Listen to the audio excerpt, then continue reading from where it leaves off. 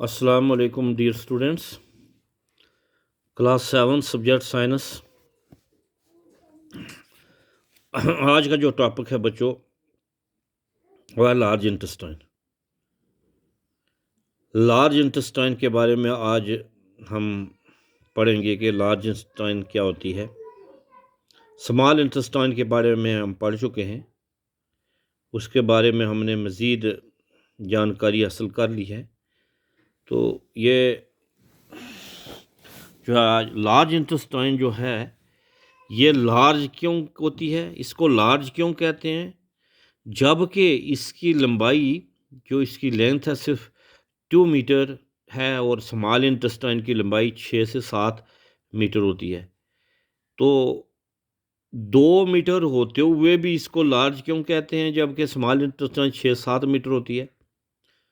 ये इसलिए कि इसका जो ल्यूमन है, ल्यूमन कहते हैं डायामीटर को, जो इसका डायामीटर है लार्ज इंटेस्टाइन का, ये क्या होता है, डायामीटर जो है लार्ज होता है।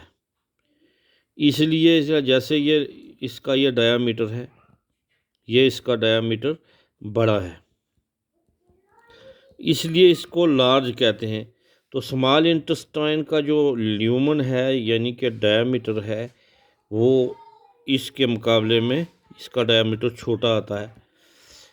तो लार्ज इंटेस्टाइन जो है, इनके लार्ज इंटेस्टाइन के 3 पार्ट्स हैं। जैसे है सीकम है, ये जो सीकम, ये जो गुब्बारे टाइप का स्ट्रक्चर है, ये सीकम है। उसके नीचे जो है अपेंडिक्स है। अपेंडिक्स जो है ये वेस्टेजियल ऑर्गन में ही तकरीबन आती है, क्योंकि अगर इस जब अपेंडिक्स, ये जो नाड़ी जो है ये बढ़ती है तो इस डॉक्टर फिर इसका ऑपरेशन ही करते हैं। मेडिकली एडवाइस होती है कि इसका जो है निकाला गिर जाए तो मज़ीद इसका पॉइज़न नहीं बनता है, बॉडी के अंदर फट जाए तो ख़तरा हो जाता है। उसके बाद जो है असेंडिंग कोलून है। कोलून है यानी 3 पार्ट कौन से हैं, सीकम, कोलून और उसके बाद रेक्टम, ये 3 पार्ट्स हैं लार्ज इंटेस्टाइन के। तो इसी तरीके से स्मॉल इंटेस्टाइन के भी अपने अपने अलग अलग पार्ट हैं। स्मॉल इंटेस्टाइन थोड़ा सा इस गुब्बारे के अंदर जो है ये स्मॉल इंटेस्टाइन एंटर होती है। इसमें जो स्मॉल इंटेस्टाइन में तक सारी डाइजेशन जो है भी है खुराक की, वो स्मॉल इंटेस्टाइन में होती है। तो उसके बाद जो कुछ इसमें मटेरियल बचा रहता है, ये छोटा छोटा जो साइज़ है ब्लड वेसल्स हैं, ये खून में मिल जाता है, जो एब्जॉर्प्शन होती है। जब इसमें स्मॉल इंटेस्टाइन में भी थोड़ी एब्जॉर्प्शन होती है, कोई भी चीज़ जो एब्जॉर्व होती है, इसमें जो कुछ बचा होता है वो लार्ज इंटेस्टाइन में चला जाता है। जो जब ये लार्ज इंटेस्टाइन में जाता है तो ये असेंडिंग कोलून, असेंड मीन कोई चीज़ ऊपर चढ़ना, ये ऊपर जाती है इधर से। फिर उसके बाद जो दूसरा कोलून आता है ट्रांसवर्स कोलून। ट्रांसवर्स कोलून यहाँ से यहाँ तक, ये जो है ये पोर्शन जो है ये ट्रांसवर्स कोलून होता है। उसके बाद डिसेंडिंग, नीचे उतरने वाला जो है कोलून, ये नीचे आ रहा है। उसके बाद सिग्माइड जो थोड़ा सा इधर मुड़ा हुआ है रेक्टम के साथ में, इसको सिग्माइड कोलून कहते हैं। तो स्मॉल इंटेस्टाइन में भी 3 पार्ट्स होते हैं, ड्यूडिनम, जुजिनम और इलियम, ये 3 होते हैं। तो स्मॉल इंटेस्टाइन का जो डायामीटर, अंदर से डायामीटर जो है ये स्मॉल होता है। स्मॉल इंटेस्टाइन का जो डायामीटर है स्मॉल होता है। लार्ज इंटेस्टाइन का डायामीटर अंदर से बड़ा होता है, इसलिए लार्ज इंटेस्टाइन को लार्ज कहा जाता है। तो इसमें जो है स्ट्रक्चर इसका है, तो एब्जॉर्प्शन, लार्ज इंटेस्टाइन में क्या होता है, एब्जॉर्प्शन होती है। यहाँ इसका फंक्शन क्या है कि जो भी एब्जॉर्प्शन जो है ये लार्ज इंटेस्टाइन में होती है।